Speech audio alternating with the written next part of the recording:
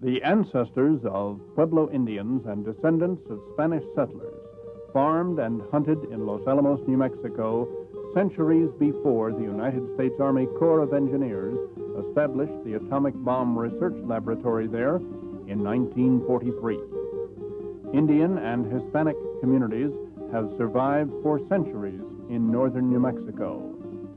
Many residents of these traditional communities joined people brought to Los Alamos from throughout the world to work for the project which ended World War II and initiated the atomic age.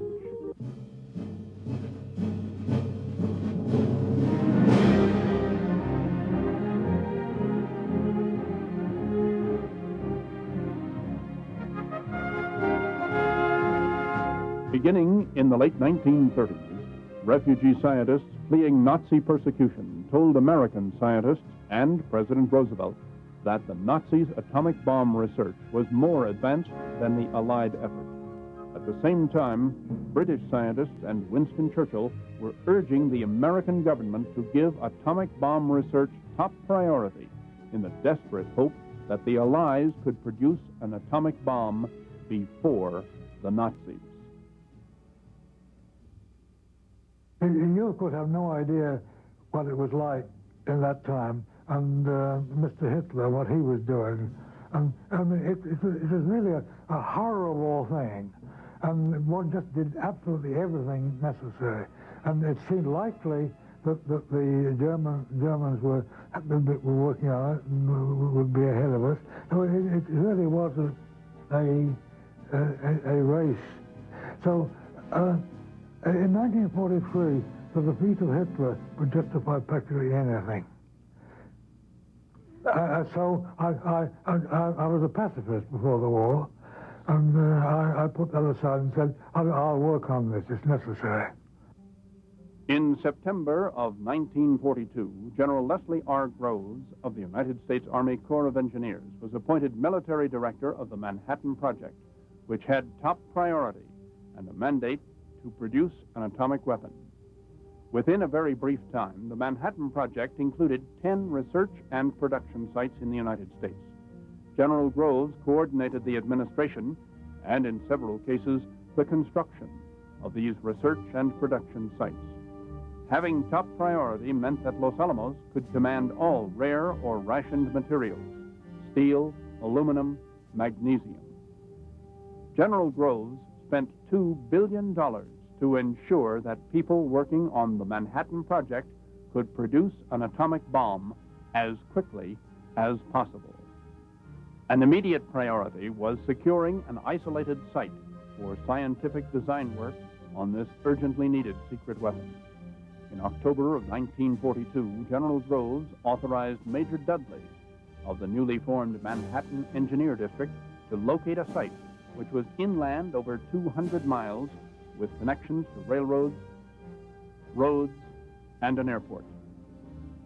Dudley recommended Jemez Springs, New Mexico.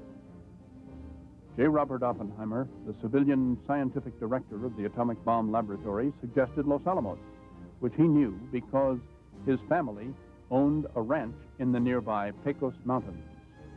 Groves approved the choice, but Los Alamos was already inhabited. My parents had the land as far as I can remember. They used to come up in the summer. They didn't spend the time year-round. It was only during the summer. And they used to raise pinto beans, corn, and wheat. Here at Los Alamos, it was temporal farming. So therefore, beans was really the main crop that our family and all the other families planted here. It was an important crop because it was a cash crop that was sold immediately after the harvest. It used to take us probably a day to come in the covered wagon. We used to come in the covered wagon. And I remember coming up, it's like seeing the covered wagon in the movies now. We used to bring a cow, and we used to ride the horses. We picked a load of beans to put in the truck to take home as the fresh beans, the first of the year. The next morning we got up early to go back home, and overnight there was a sentry that had been stationed at the bottom of the Los Alamos Canyon, right by the little bridge that used to be there 50 years ago. And he stopped us and asked us where we were coming from. And so my dad told him we were coming from our farm. And so he asked him how he was there or why he was there. And the man didn't really seem to know why he was there. He was merely there because he got a job to be a sentry. And we came to Los Alamos and we saw a few more guards in different parts. And they were at all approaches to the Los Alamos area.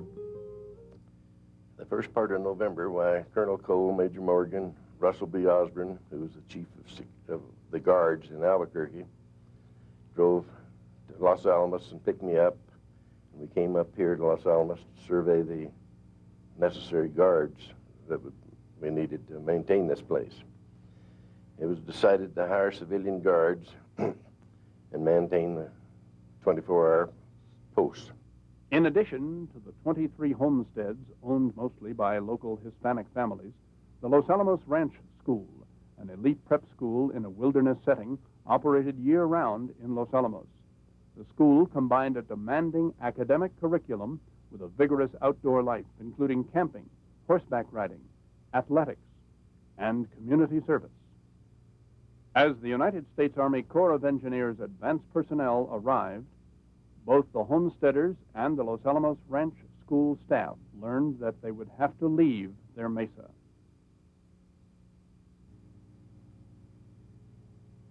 Dearest Mother, it looks as though the worst were coming to the worst rapidly. This is confidential because we don't know any details yet, and I wanted to drop a line to you this morning. So if I phone you and say something like, "The die is cast," you'll know what's up. Army still hasn't said what they're planning to use it for. Perhaps they'll lay down their cards this morning. Perhaps it'll be still a military secret. Anyway, it's evident that this chapter in our lives is rapidly closing. During the last 2 months of 1942 and in the early months of 1943, the U.S. Army Corps of Engineers oversaw the initial construction of housing, roads, and laboratories in Los Alamos. Most people perhaps don't realize it anymore, but Chicago is really the birthplace of the atomic age. In December of 1942, Enrico Fermi achieved the first self-sustaining nuclear chain reaction. His reactor was a graphite pile which he built in a squash court under Stagg Field Football Stadium at the University of Chicago. Understood fully what we were doing at Chicago, the concept of a self-sustaining chain reaction being controlled. There I received a telegram from Henry DeWolf Smythe at Princeton University offering me a job doing research in the laboratory. My immediate boss was Robert R. Wilson, and he took me into what I can assure you seemed to me like an 1880s office. It seemed so old and musty, and Bob Wilson sat at the desk and sat me at the side of the desk and said, what we are trying to do is to separate the isotopes of uranium so that we can make an atomic bomb. And I was quite surprised, and I, in my perhaps youthful enthusiasm, said to him, well, I remember reading about that when I was 11 years old and 12 years old. I was quite a devotee of science fiction at that time and was reading amazing stories. When the Los Alamos Ranch School staff left in February of 1943, the United States Army Corps of Engineers immediately established Manhattan Project functions in Los Alamos Ranch School structures. In April of 1943, the civilian scientists began arriving in Los Alamos. Well, Oppenheimer was my boss in the beginning. He recruited me and sent me out here very early to essentially as a spy to see what was getting done. Then he had a problem with the procurement department. There were train loads of equipment coming here and nobody to receive them and do something with them.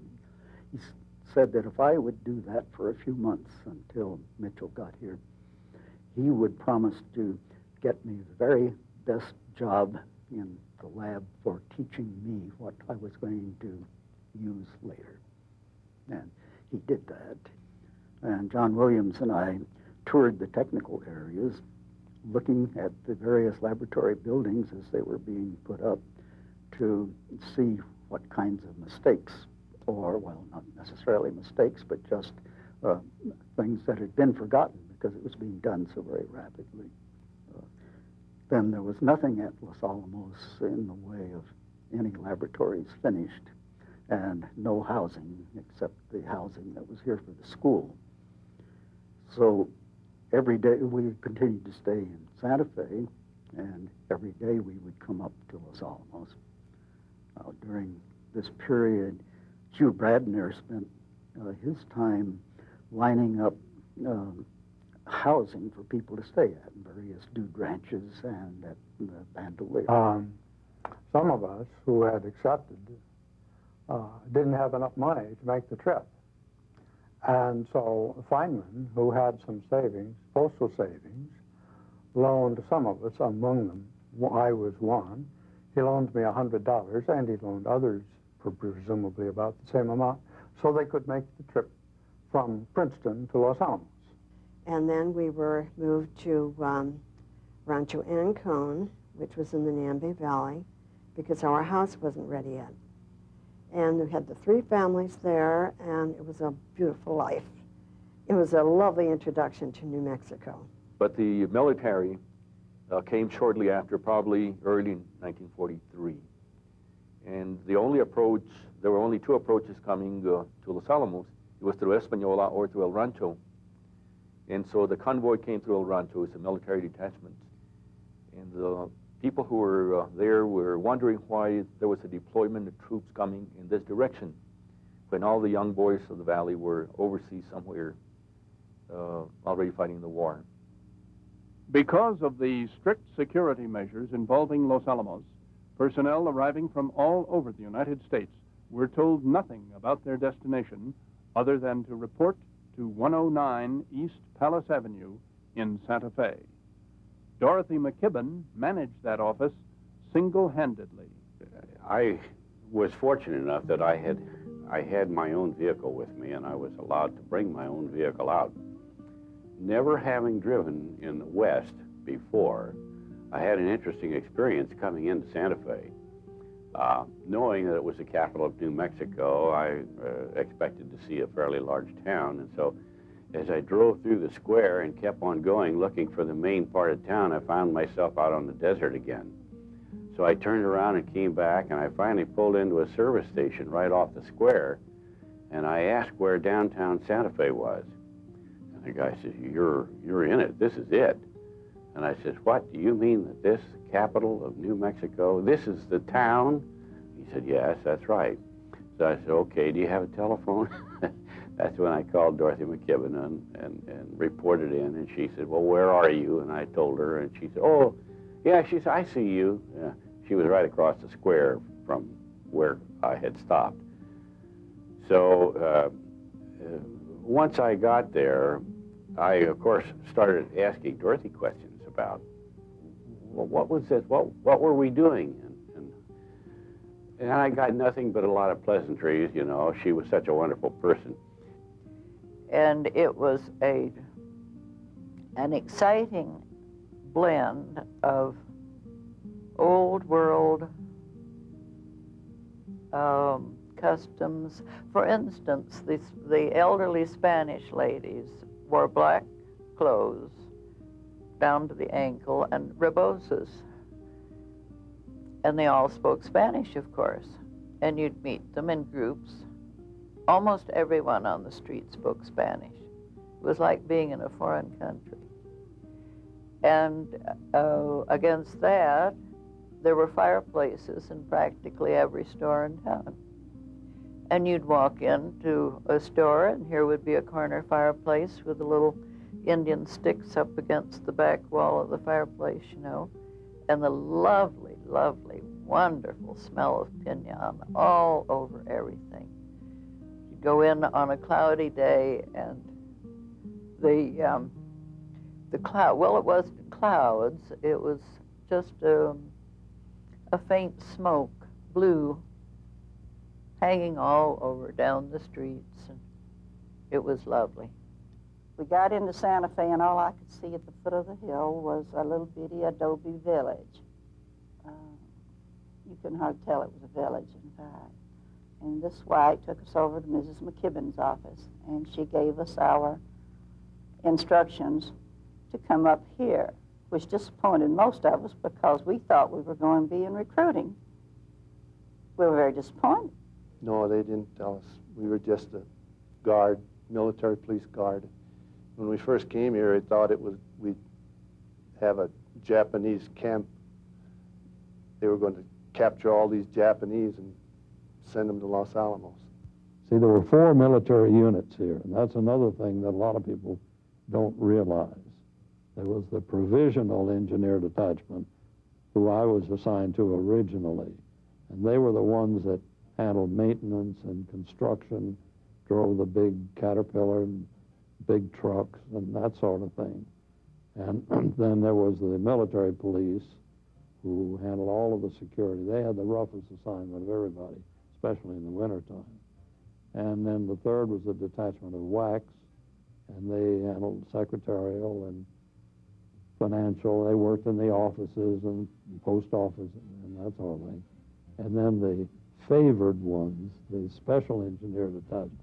It was a SED, Special Engineering Detachment, a group of people that had excellent technical backgrounds and that were sent here to join in with the civilian scientists and kind of help them in any way that we could, because they were desperately short of that type of help. And it was a project that was under tremendous duress, you know, a high head of steam, as it were. We just couldn't take our time about inventing this thing. The FBI investigated all Manhattan Project employees before they came to Los Alamos and maintained security surveillance throughout their employment. Well, I must have been about 16, and they had a lady going from home to home at El Rancho, recruiting people to come and work up here as babysitters and to clean house for a lot of the scientists' wives who were teaching or working at the laboratory. And after they recruited us, we went to 109 East Palace in Santa Fe, and that's where we were hired by Dorothy McKibben, and they also had wax working down there. And we would get our passes there, get fingerprinted, and then come up here to work. When we came up to work, they would send Army trucks down to pick us up in the morning, and then they would take us back down in the evening. Our pay wasn't very much, but we enjoyed working up here. We would go to the PX after work, have hamburgers, and socialize with everybody from the valley who was working up here. There were a lot of people from the valley who worked up here in the early days. Everybody had to have a clearance, you know, and that they would ask my dad, well, do you know this gentleman? And mostly it would be somebody from Espanola or Santa Fe area, you know. And my dad said, yes, I know his family, I know his little bit of his background.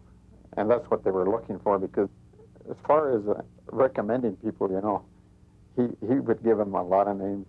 I do remember the FBI coming in on occasion and questioning me about my neighbors, because they would do this periodically to find out if residents overheard anything about a neighbor that would be of interest to the FBI. And I remember I was interviewed once, or interrogated, you might say. In the end, I drew what's now called Little Boy. All this was there in my head, but very early I learned not to know anything. You had to know your job, but security-wise, it was, your life was just, you did what you had to do, but I knew far too much, and I knew too much, but I tried not to know anything. Well, I was in the SED group, Special Engineering Detachment, under Sergeant Dabney. We had almost zero military activities. Once every few months we had the Articles of War read to us, I remember. down at the MP area. We had a real expert MP group around here that were patrolling in the woods day and night on horses with all kinds of guns and things.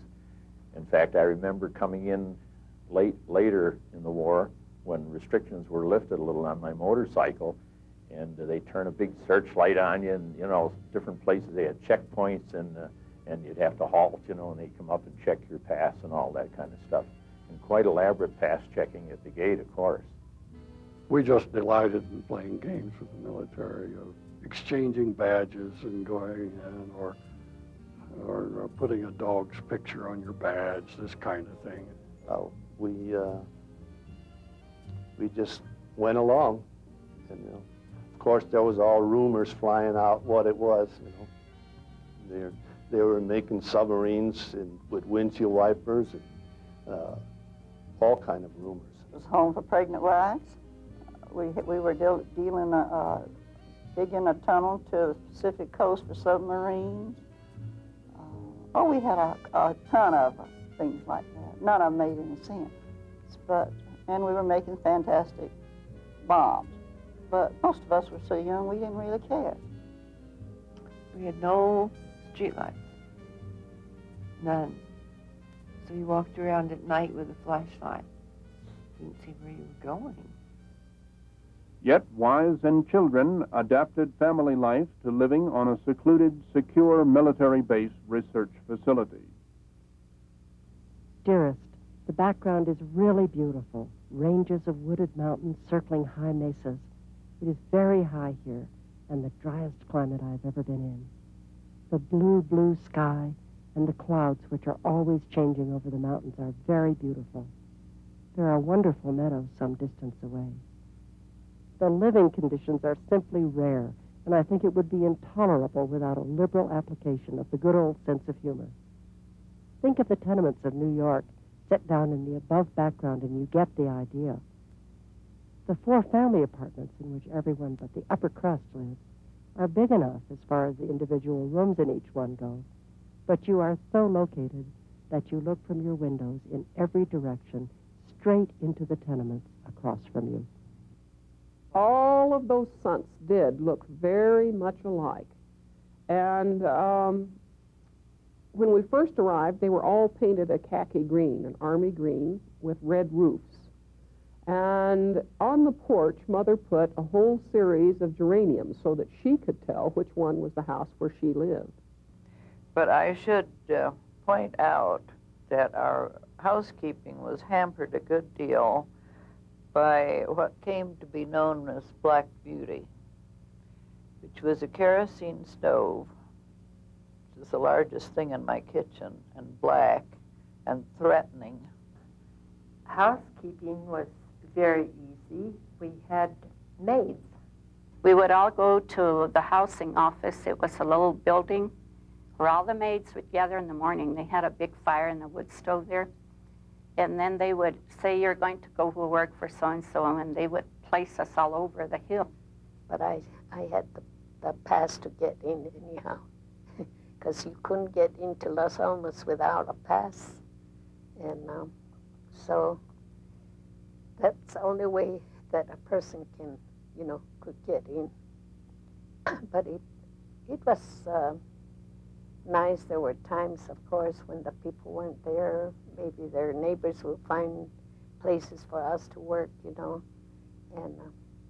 it was just nice. Of course, we didn't make too much, but that really helped. At least I helped, buying groceries. Interesting. Kids today don't understand it, but we saved grease, from if you had bacon or any lard, and saved it in tin cans, brought it into the commissary, they weighed it, and they would give you stamped credit for buying meat.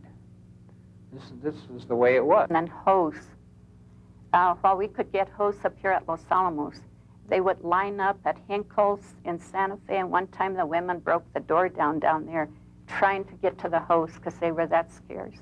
The catalogs were so important to all of us, and everybody, whoever got the first catalog in the fall or the spring, went running up and down the road yelling, and everybody would gather, and we'd all look at it like we're doing today. Children of all ages went to the central school. We had lots of supplies. As a matter of fact, we could have all the library books we wanted to.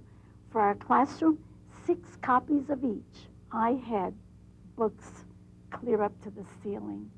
And we could order construction paper, paste, all kinds of crayons, and anything we really needed, we could order it for the kids. It may not get here right away, but we got it. The school was quite different, was very relaxed as far as our classes and what we did, and I know that, well, one of our first, of course, things was that we marched. Every day we'd fall out and we'd fall in on the field, and about 90% of the time after that she marched us. You know, it was no fun and games or learning much. We just got to march.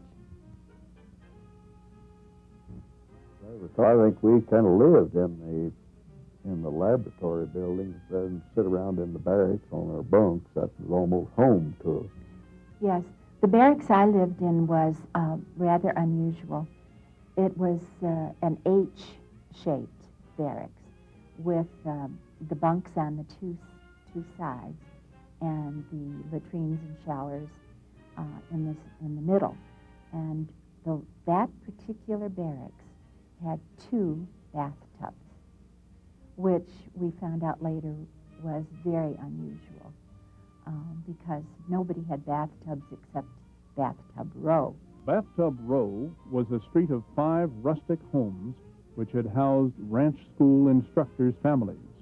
During the Manhattan Project, practically everyone in Los Alamos had showers.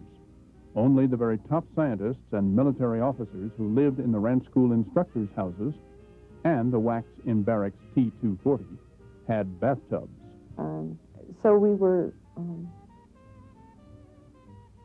introduced to a lifestyle that I don't think any of us would have seen close up unless we had come to Los Alamos. And this is where I saw my first copy of Fortune magazine, Time. I listened to all the operas when I was babysitting, records. I saw different ways of dressing. Even these people dressed differently than we did. But we were just exposed to a different look at life. We didn't understand them a lot of the time. Well, there wasn't the caste system that there might be in other places because we didn't know what the men did. And the women couldn't talk about what their husbands did.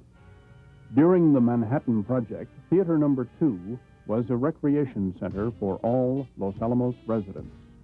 And this was an all-purpose building. It had built originally as a huge warehouse.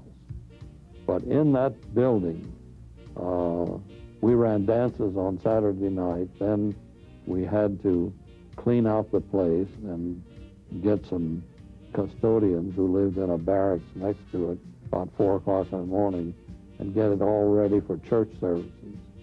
And then when church was over, we had to turn everything back around because at 2 o'clock we had Army motion picture services. And then we had colloquia in there.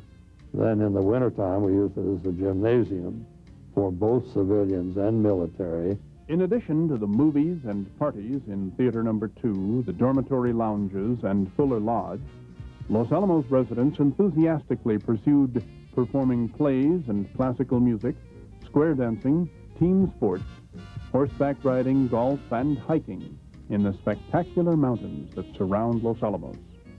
These recreations were necessary breaks for those working long hours on a difficult project, which, they hoped, would end World War II. At that time, the concept was very simple, and that's why all the Navy was here. We were just going to take 2 pieces of fissile material, put them in a gun barrel, and shove them together. It's very straightforward. And the idea that Oppenheimer had was we shoot this toward the target, which was had a hole in it this size, also made of active material, and then we'd have what we called a stripper to take this plastic off and let the thing go in, and then it would be supercritical and blow up. Between December of 1943 and the summer of 1944, Emilio Segre's group discovered that the spontaneous fission rate of uranium-235 would work in a gun method device. However, the spontaneous fission rate of plutonium, another fissionable material, was too high for it to be used in a gun assembly atomic bomb. The emphasis of the research effort at Los Alamos was redirected toward designing an implosion device atomic bomb which could use plutonium. This required machining lenses from explosives which could exert enough force on plutonium to create a sustained fission reaction. It was an implosion, not an explosion, as one says, and the lenses were designed with the idea that it would turn the diverging shock wave around into a converging shock wave. There were other methods that were tried about which I know very little except hearsay, but this was, in the end, the successful method. Work on designing an atomic bomb using implosion lenses was far more complicated than the gun method device. Many more hands and minds were needed to make the concept a reality. Over 1,000 more SEDs were trained and sent to Los Alamos.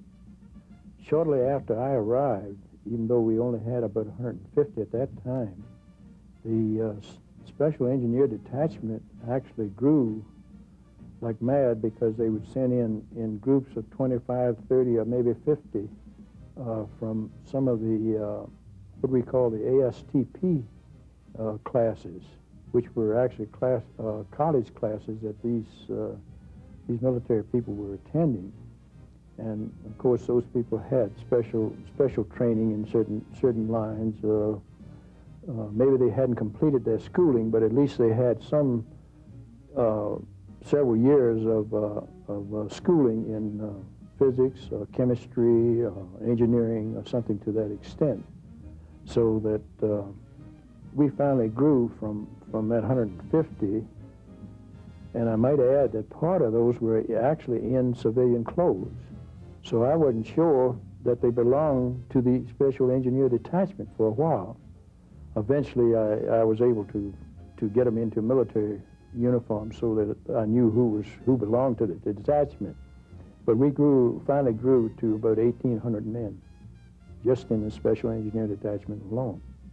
A contingent of scientists from Britain joined their peers in Los Alamos. I suppose it was in early 1944 or late 1943 that it was decided that it didn't make sense to continue the effort in Britain with wartime conditions and bombing and so forth. And so the decision was made to move the whole British effort to North America. I didn't find it disagreeable, though. I think that one of the main things was all of the feeling of energy that was in Los Alamos. And certainly there were more prestigious physicists collected together there than I would ever have seen if I'd stayed in Cambridge. It was unique in that sense. And so on the intellectual plane, there was nothing that I could possibly criticize. As far as the physical environment goes, yes, I suppose it was simple by American standards, but I think for somebody coming from Britain and out of years of really fairly limited resources, almost everything seemed to be pretty exciting and satisfying. That was true at least for people like me. I think, too, the thing that you kind of remember most during the war and so forth was maybe some of the experiments or some of the shots that, because these things went on continuously, certain experiments, explosions and what have you, trying to determine how the best way to do certain things and so forth. And this wasn't just, say, one or two during the daytime. You might have a half a dozen or more in the daytime, but you'd have them during the night. They'd be doing them all during the night and so forth. I mean, because people during the wartime up here, time so far as day and night made no difference to them. if they got interested and start working on something, if it took 24 hours or 48 hours to complete it, they didn't leave it. They stayed with it until the job was done. So those night shots were wonderful. Gave us the idea, you know, that was the most feasible thing to do, was to drop it from the air. So Dr. Kistiakosny said at that time, when I went into the clit, he said, you see, what we're doing has never been done before. It's never been done. And he said, when we drop that bomb, the war is over. I said, well, let me out of here and get back to work, because I wanted to work for the war. The time at Los Alamos was a very special time for me, and I'm sure for others who were here, partly because of the intensity of the work that we did. I mean, it was a very intense time, and we were young enough to take it. those days, I was 20, 21, or something like that at the time. And we could stand the kinds of intense feeling that we went on.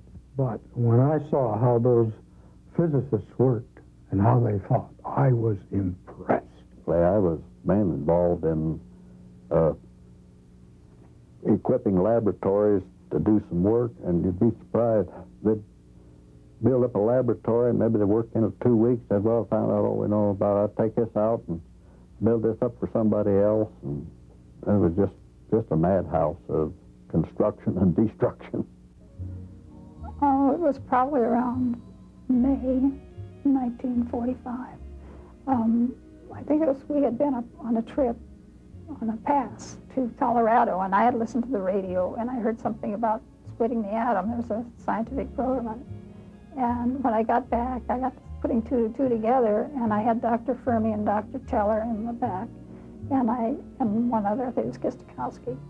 And I turned around and I asked him, I said, have they split the atom yet? And there was absolute silence in that car. Nobody said a word. They were just aghast. They didn't know what I knew. And I didn't know what I knew either. But that told me then that probably is what part, I didn't know what for or what they were doing with it, but I had an idea that I'd hit the button, because they said, oh no, we've given that up till after the war. And the way they said it, it was they weren't very good actors. There was a bit of tension before, I might add, before this whole thing.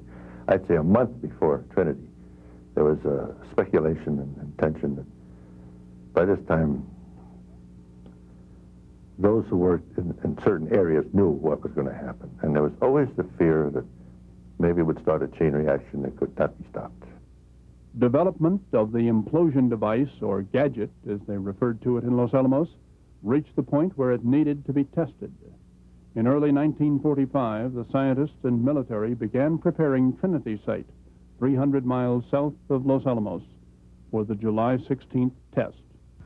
I came in the first bunch of MPs to Trinity to open up this area, or rather close it. And we posted the signs and blocked all the roads. And we were so few men at that time, all we could do was patrol in jeeps and vehicles, although we'd brought 16 horses with us, which proved to be kind of useless. And we patrolled these back roads and came to all these abandoned ranches which belonged to the McDonald family. There was about half a dozen different McDonalds that owned different ranches in through here. And we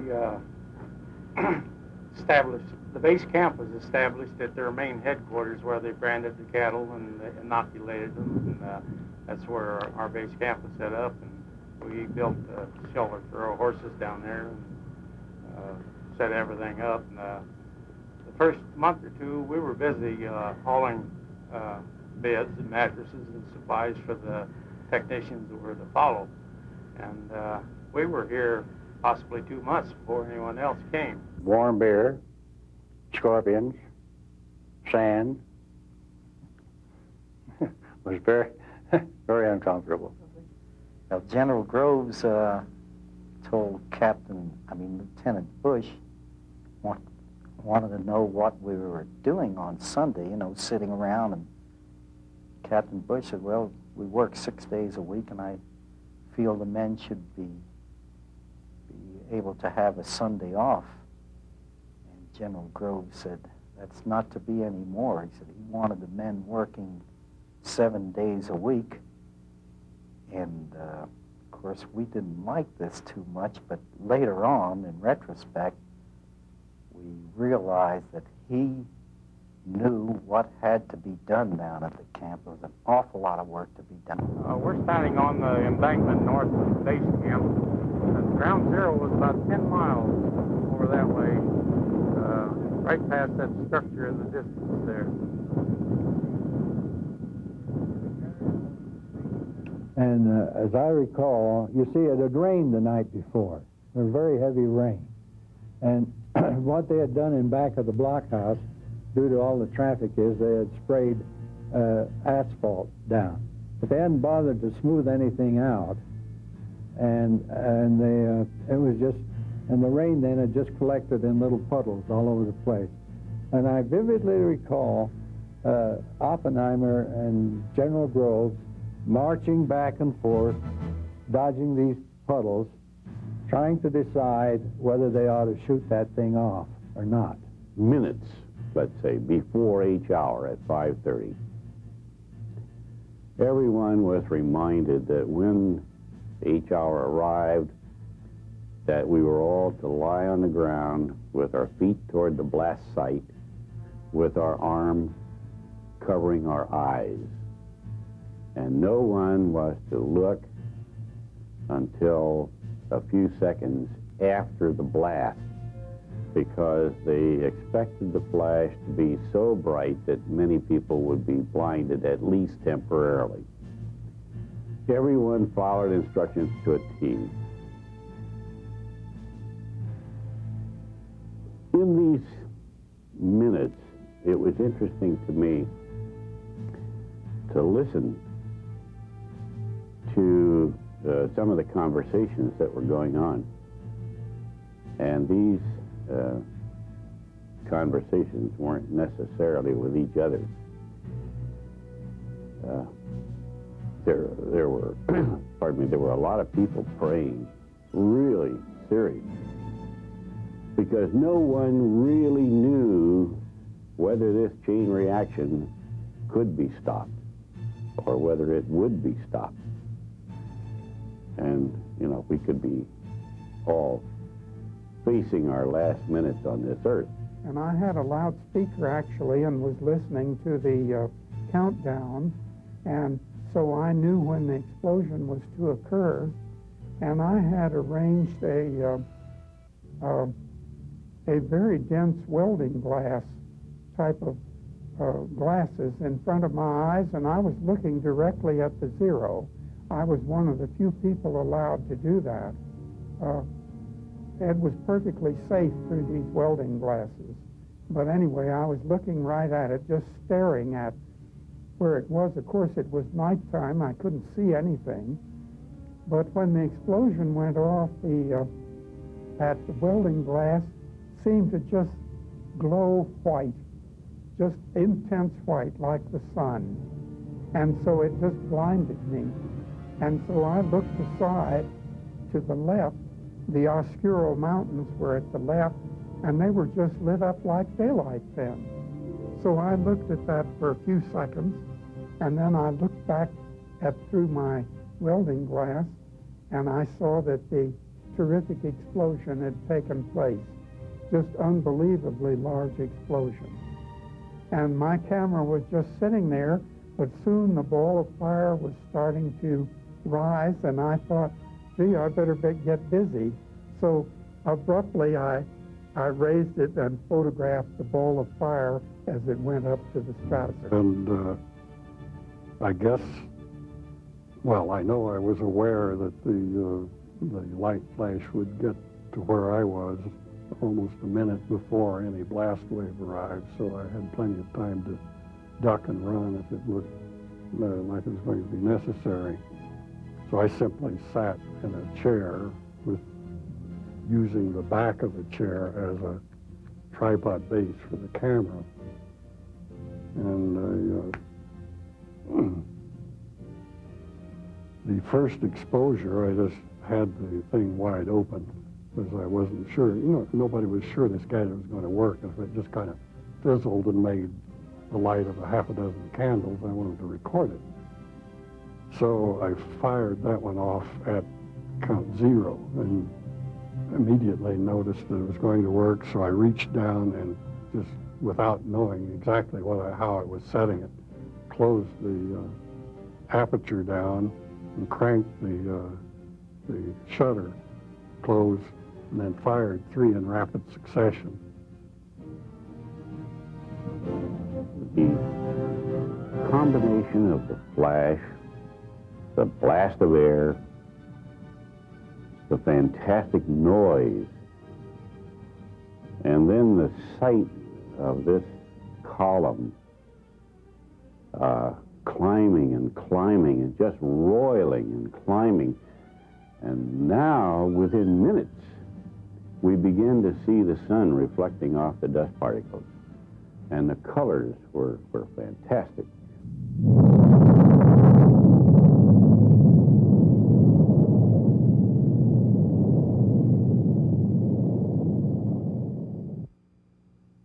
People's thoughts, or at least what they were expressing, there was an awful lot of people just wander off by themselves and started thinking about it. But once they got back together, they were talking more about, well, it seemed to me they were very concerned about what they had done, and maybe, was this a good idea?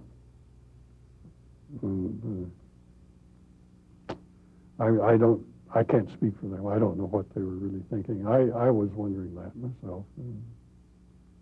But it was done.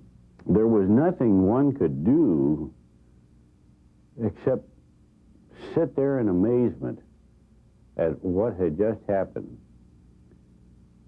And then we realized, hey, we're still here. Pardon me. We're still breathing. We have just witnessed a new era. It was, well, I guess all I can say is just shock. It was just shock.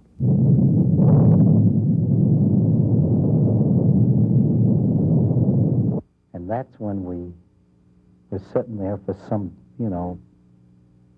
amount of seconds, and we could feel the blast and the heat wave, Well, this still didn't make a big impression on me because the only thing I'd ever seen in the way of explosives was firecrackers, and here so we had a great big explosive. But this old man, an older man, I remember his name was Pop, we used to call him Pop Borden. He come from upstate New York. Now, this man had worked with dynamite in his days before he got into service. And I recall 3, maybe 4 days after the detonation, that man still couldn't, he still couldn't get over the detonation. He couldn't get over it. He'd go around and he said, that's the most terrible thing I've ever seen in my life. Well, the scientists as a whole had nothing to do with the decision, of course. It was a political decision as to what they would do with the bomb. Their job was to make it and have it available. Most of them felt that. And then the discussions and the decisions about using it were in other hands. It was about somewhat before the decision to use the weapons and where. There were petitions being circulated against their use, and I certainly was interested in those, and I thought it was probably a good idea not to use it, that if they could have demonstrated the weapon in some fashion. I think the Japanese needed to know, and I think a lot of other people in the world needed to know that we had such a weapon. But actually using it, I was disappointed that we had to.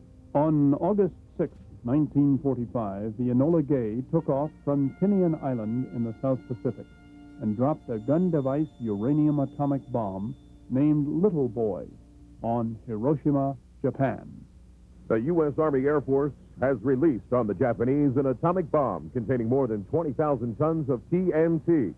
It produced more than 2,000 times the blast of the largest bomb ever used before. President Truman said the bomb has, quote, added a new and revolutionary increase in destruction on the Japanese.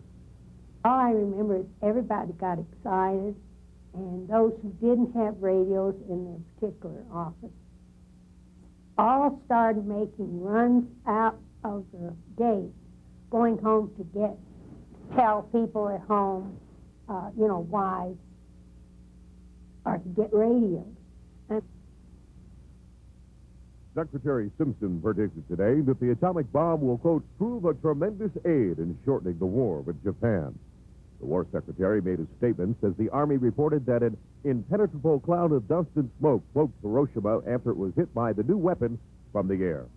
Tuesday, August 7th, 1945. Dear Mom and Dad, and now you know. I am amazed at how much you do know. I never expected the locations of the plants to be announced, for example. But you do know now why I was sent to this oasis in the desert. Your loving son, Ed. And we were very glad because the war was going to end and we were going to get to go home. So we were just worried about how soon we were going to be able to go home. And of course, the war wasn't over. They had not surrendered. And then between the use of the two bombs, I think everybody kind of felt, well, really kind of in a quandary. Well, they used it, and it did these terrible things. Why, don't they give up? But on August 9, 1945, Boxcar took off from Tinian Island and released an implosion-triggered plutonium atomic bomb named Fat Man over the Japanese city of Nagasaki. My reaction was that, well, the first one, I said, why didn't they just do it out in a rural area, right near a big city or something like that, and show them what the thing will really do, and maybe they'd surrender. But anyways, when the second one was dropped, I thought, well, this was overkill. They should have waited a little while longer. And I had feelings of remorse in a way that now that I'm this old and I've seen what's happened in the last 50, 60 years, I realize that they made atomic wars unwinnable. Philosophically, I guess I wondered why, but I accepted it. It was part of the war effort, and the decision was not mine to make, and I just accepted the fact that it was another way to end the war in a hurry. Certainly it saved a lot of lives, but there were a lot of lives lost in Japan, and the military directive was to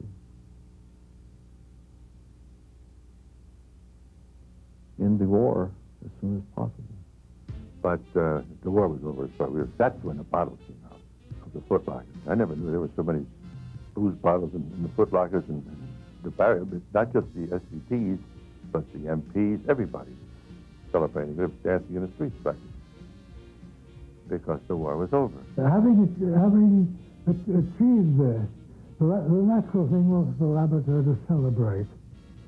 So people got together in the evening of the party. And we gradually began to feel in human terms what it meant. And the party sort of So do I.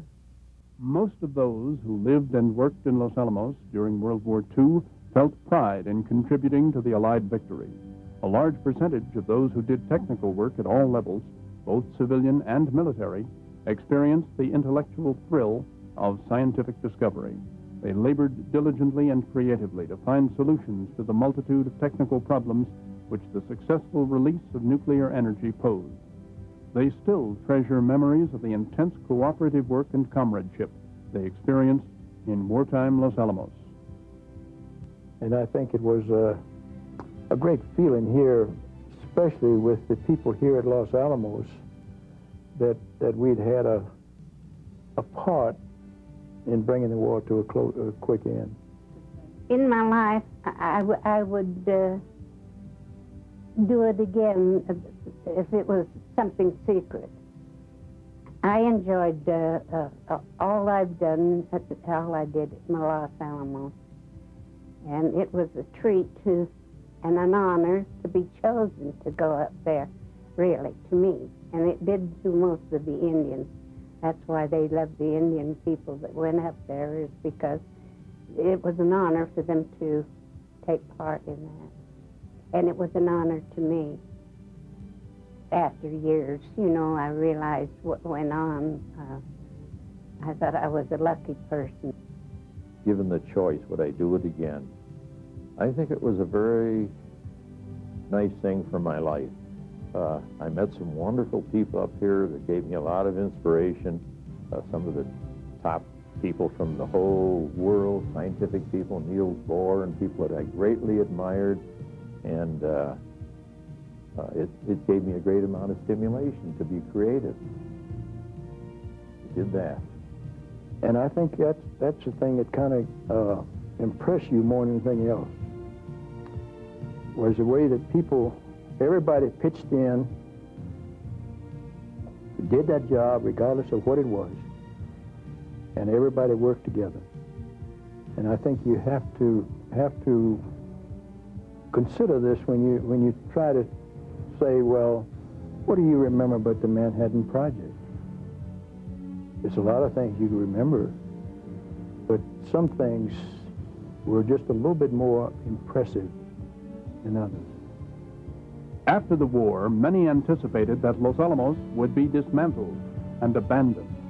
Yet General Groves, along with some military leaders, politicians, and scientists, believed that Los Alamos would be crucially necessary in the immediate future. The dedicated efforts of Norris Bradbury, the laboratory's second director, and others who believed in Los Alamos' future ensured the continuance of the laboratory. Now, at the end of the Cold War and 50 years after its founding, Los Alamos National Laboratory is redefining its mission. Whatever that mission, Los Alamos National Laboratory is a prominent and, for the foreseeable future, permanent part of northern New Mexico's landscape. My grandfather always said that, when they're through, we'll probably get it back, I wish we did get it back.